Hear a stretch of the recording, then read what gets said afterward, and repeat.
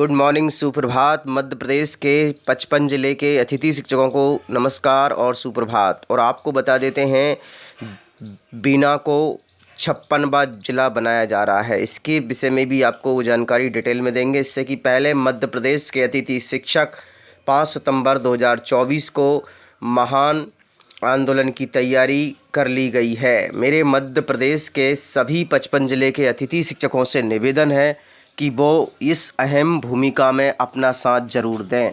शिवराज सिंह चौहान की महापंचायत के बिंदु भी पूरे करने के निर्णय पूरे हो सकते हैं। इसी की विषय को लेकर हमारा मध्य प्रदेश का अतिथि शिक्षक संघ ने लोक शिक्षण संचालनालय शिल्पा गुप्ता, रविकांत गुप्ता के द्वारा यह ज्ञापन सौंपा गया है और उन्हें रक्षाबंधन की शुभकामनाएं दी गई हैं। इसी बीच आपको बता देते हैं, हमारे मध्य प्रदेश के कई अतिथि शिक्षक निवेदन करने के लिए लोक शिक्षण संचालनालय पहुंचे हैं, जिस कारण से आपको बता देते हैं मध्य प्रदेश के कई स्कूलों में अतिथि शिक्षकों के कई समस्याएं उत्पन्न हो रही हैं। आपको बता देते हैं, 0 वैकेंसी बता रहे हैं पोर्टल पर, और किसी के पद नहीं खुल रहे हैं, और किसी का परसेंट अच्छा भी है, जैसा कि 34% से ऊपर बना है, उसको भी विद्यालय में नहीं रख रहे हैं। क्यों? आपको बता देते हैं, प्रिंसिपल और शाला प्रभारी अपनी मनमानी कर रही हैं। कई प्रिंसिपल रेफरेंस कोड नहीं दे रहे हैं, तो कई प्रिंसिपल कह रहे हैं कि आपका पद शो नहीं हो रहा है। यह मामला रायसेन ज़िले का है और विदिशा ज़िले का भी है। और इस तरह से रविकांत गुप्ता ने बताया है कि यदि कोई भी प्रभारी और कोई भी प्रिंसिपल यदि ऐसी हरकत करता है तो उसके प्रति कड़ी कार्रवाई की जाना चाहिए, और यदि लिखित में उससे ले लें कि यह क्या फंडा है। ये हमारे मध्य प्रदेश के अतिथि शिक्षक भाइयों को परेशान करने वाले नियमित प्राचार्य और शाला प्रभारियों पर अनुशासनात्मक कार्रवाई की जाएगी। इसी कारण मध्य प्रदेश के लोक शिक्षण संचालनालय ने यह आदेश निकाला था कि ऑनलाइन जॉइनिंग होगी, ताकि कोई प्रिंसिपल भ्रष्टाचार ना कर सके। किंतु आज वही दिन देखने को मिल रहा है, मध्य प्रदेश के प्रिंसिपल लोग भ्रष्टाचार कर रहे हैं। सरकारी स्कूलों में यहाँ पर शिक्षक ही नहीं है। अतिथि शिक्षकों की भर्ती ना होने के कारण स्वास्थ्य विभाग की टीम पहुंची और उन्होंने दौरा किया, जहां पर कुपोषित बच्चों को इलाज करने के लिए बुलाया गया। तो आप देख सकते हैं, पूरे विद्यालय में 4 स्टूडेंट मिले हैं, और स्टाफ लोग देख लीजिए, स्टाफ लोग 5 लोगों का स्टाफ आया था और यहाँ 4 विद्यार्थी मिले हैं।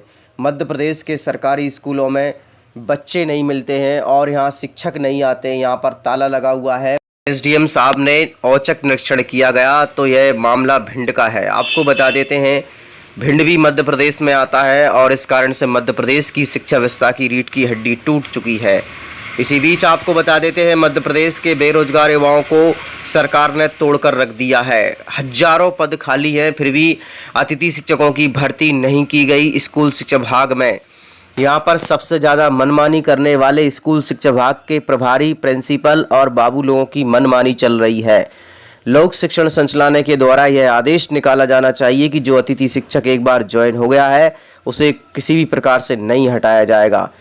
तब जाकर मध्य प्रदेश के प्रिंसिपलों के हाथ लगेंगे, क्योंकि आपको बता देते हैं कि मध्य प्रदेश के सरकारी स्कूल के प्रिंसिपल और प्राचार्य और प्रभारी और बाबू अपनी मनमानी करते हैं, और इस भ्रष्टाचार को सरकार कभी नहीं रोक सकती। चाहे आपका काम ऑनलाइन का हो, चाहे आपका काम ऑफलाइन का हो, जिन्हें भ्रष्टाचारी करना है और वो करते रहेंगे। मध्य प्रदेश के वर्तमान मुख्यमंत्री श्री मोहन यादव जी से मिलने पहुंची छतरपुर की मैम, जहां पर कई प्रकार के हमले किए गए, और उस विषय को लेकर मुख्यमंत्री श्री मोहन यादव ने बताया है कि हम जल्द अच्छा निर्णय लेंगे और चारों तरफ सुख और समृद्धि लाएंगे। छतरपुर से यह खबर थी। और आज दूसरी खबर में आपको बता देते हैं, मध्य प्रदेश के मोहन यादव मुख्यमंत्री के रूप में है, और अब मुख्यमंत्री के रूप में रहते हुए हमारे परम प्रिय मुख्यमंत्री जी अतिथि शिक्षकों के हित में जल्द से जल्द अच्छा निर्णय लें, ताकि हमारे मध्य प्रदेश की शिक्षा व्यवस्था का सुधार हो सके। एक संदेश और है, हमारे मध्य प्रदेश के सरकारी स्कूलों में अभी तक अतिथि शिक्षकों की भर्ती नहीं हो पाई, जिस कारण से 2 महीने बीत चुके हैं। बच्चों की पढ़ाई 0 हो चुकी है। इसी बीच आपको बता देते हैं कि बीना बनेगा मध्य प्रदेश का 56वां जिला। 28 अगस्त को सीएम कर सकते हैं घोषणा। मध्य प्रदेश का एक ऐसा स्थान जिसे बीना, जहाँ पर बीना रिफाइनरी है, यहाँ बहुत बड़ी फैक्ट्री है, और यहाँ पर बड़े उद्योग भी स्थापित किए गए हैं। यहाँ भारी मात्रा में लोगों को रोजगार मिलते हैं और रोजगार के साथ साथ अब उस स्थान के नाम को जिला बनाने की बात चल रही है। और इसी बीच आपको बता देते हैं कि 28 अगस्त 2024 को मुख्यमंत्री श्री मोहन यादव के द्वारा 56वां जिला घोषित कर सकते हैं। इसी बीच आपको बता देते हैं शिक्षा से बड़ी जुड़ी हुई खबर, शासकीय स्कूलों को बंद किया जा रहा है और सीएम राइज स्कूलों में मर्ज किया जा रहा है, जिस कारण से आपको बता देते हैं स्कूल शिक्षा विभाग के शिक्षकों की भर्ती नहीं होगी और उनके पद समाप्त हो जाएंगे। इसी बीच को लेकर हमारे नौजवान अभियान चला रहे हैं। आइए पूरा अभियान ध्यान से सुनेंगे। इस भाई को लाइक करेंगे, शेयर करेंगे और सभी लोग वीडियो को शेयर करेंगे और चैनल को सब्सक्राइब करेंगे। जय हिंद, जय भारत। रूप से मिलनी चाहिए, क्योंकि एक बार को आप सोचिए आखिर उस बच्चे की गलती क्या होती है जो एक गरीब घर में पैदा होता है और उसको बेहतर शिक्षा से वंचित होना पड़ता है। शिक्षा के सामने एक पैसे की दीवार खड़ी है, जो जितनी ऊंची दीवार लांघ सकता है, जो जितना अधिक पैसा शिक्षा पे खर्च कर सकता है, वो उतनी बेहतर शिक्षा पा सकता है। लेकिन अगर एक देश एक है, लोकतांत्रिक देश है, तो शिक्षा भी सबको एक समान रूप से तो मिलनी ही चाहिए। आज परिस्थिति ये है कि एक तरफ तो प्राइवेट स्कूल हैं जो लूट के अड्डे बने हुए हैं, वहाँ पे आप एडमिशन कराने जाएंगे तो सिर्फ एडमिशन के नाम पे ही आपको 10,000 20,000 रुपये देना होगा। और कमीशन खोरी का ऐसा धंधा है कि कॉपी, किताब, टाई, बेल्ट, ड्रेस, जूता कहाँ से खरीदना है ये आप नहीं तय करेंगे वो प्राइवेट स्कूल वाले। यानी आम लोगों की मेहनत की आखिरी कौड़ी उनके जेब से वसूल लेना चाहते हैं। और दूसरी तरफ सरकारी स्कूलों में न तो पर्याप्त टीचर हैं, न पर्याप्त बिल्डिंगें हैं। 2019 का ही ये पुराना आंकड़ा है कि हर 100 में से 52 स्कूलों में या तो एक टीचर है या 2 टीचर हैं, और उन्हीं टीचरों के ऊपर जिम्मेदारी थोप दी जाती है कि जनगणना करो, मतगणना करो, पशु गणना करो, तमाम काम करवाए जाते हैं। और 19 के बाद से तब से कितने टीचर रिटायर हुए होंगे और 18 के बाद से कोई टीचर की वैकेंसी भी नहीं है। आप खुद भी सोच सकते हैं ये परिस्थिति और कितनी बिगड़ी हो। इसीलिए हम लोग ये मांग उठा रहे हैं, चाहे कोई राष्ट्रपति का बच्चा हो या किसी मजदूर का, सबको शिक्षा एक समान मिलनी चाहिए और निःशुल्क रूप से मिलनी चाहिए। प्रेमचंद ने अपने दौर में भी कहा था कि एक सभ्य समाज में ऊंची से ऊंची तालीम मुफ्त होनी चाहिए और इसका पूरा खर्च गवर्नमेंट को उठाना चाहिए, क्योंकि हमारे देश को फौज से ज़्यादा आवश्यकता तालीम की है। और शिक्षा से जुड़ता हुआ ही दूसरा मुद्दा हम लोग उठा रहे हैं। दूसरा मुद्दा है रोजगार का। रोजगार की परिस्थिति ये है कि आज सरकारी सेक्टर हो या प्राइवेट, सब कुछ ठेका संविदा के हवाले किया जा रहा है। परमानेंट नौकरियां लगातार घटाई जा रही हैं। इसी रेलवे में 1995 के आसपास लगभग 18.5 लाख कर्मचारी काम करते थे, लेकिन आज उनकी संख्या 12 लाख थी।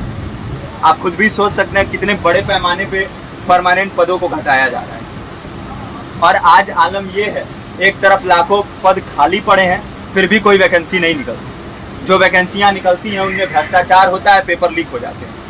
RO, UP police, BPSC, SSC, CGL, ऐसे तमाम पेपर लीक हो चुके हैं, आप लोग भी जानते ही हैं। अभी नीट की धांधली में ये पता चला कि एक एक पेपर 30 लाख से 50-50 लाख रुपए में बेचा गया। हम और आप तो ये पैसा नहीं दे सकते। पूरी की पूरी कारस्तानी सरकार, प्रशासन, शिक्षा माफियाओं की होती है। और भुगतता कौन है? आम घरों के लोग, जो लोग सालों साल तैयारी करते हैं, दिन भर में 10-10 घंटे, 12-12 घंटे पढ़ते हैं, और इतनी कड़ी मेहनत के बाद, सालों साल की मेहनत के बाद उनके हाथ लगती है तो सिर्फ हताशा, निराशा, अवसाद। बहुत से छात्र नौजवान जो इस बेबसी में, इस डिप्रेशन में नहीं जी पाते, आत्महत्या तक के कदम उठा लेते हैं। लेकिन ये देश की विडंबना है कि टीवी चैनल, अखबार, मीडिया, नेता, मंत्रियों के लिए कहीं ये कोई मुद्दा नहीं है। उनके लिए मुद्दे हैं तो जाति, धर्म, रंग, नस्ल, अगड़ा पिछड़ा। आज जब पूरी परिस्थिति इतनी भयावह है तो ये जरूरी है कि लोगों के बीच में जाया जाए, लोगों को संगठित किया जाए और एकजुट किया जाए। क्योंकि आज अगर अपने मुद्दों पर बोलेंगे नहीं तो कल को ये परिस्थिति और बिगड़ेगी। हो सकता है ले देके अपनी जिंदगी तो हम लोग काट ले जाएं, लेकिन आने वाली पीढ़ियों को क्या भविष्य देके जाएंगे, ये भी सोचने वाली बात है। हमारे साथी ने आपको पर्चा दिया है, पर्चा आप तक पहुंच गया है। पर्चे में और भी बातें हैं, इसको पूरा विस्तार से पढ़िए। पर्चे में हमारा नंबर है, संपर्क कीजिए। फेसबुक का, इंस्टाग्राम का लिंक है, आप वहाँ पे जाएंगे तो आपको पता भी चलते रहेगा कि लगातार किन किन माध्यमों से हम इस अभियान को चला रहे हैं। नुक्कड़ नाटक, संगीत, शिक्षा सहायता मंडल, लाइब्रेरी, तमाम माध्यमों से इस अभियान को चला रहे हैं और कोशिश कर रहे हैं कि बड़े से बड़े पैमाने पर हर जगह पे लोगों को संगठित किया जाए और एकजुट किया जाए। आपके बीच भी आए हैं आपका साथ और सहयोग दें। साथ इस रूप में कि आप भी हमारे इस कारवां और इस मुहिम से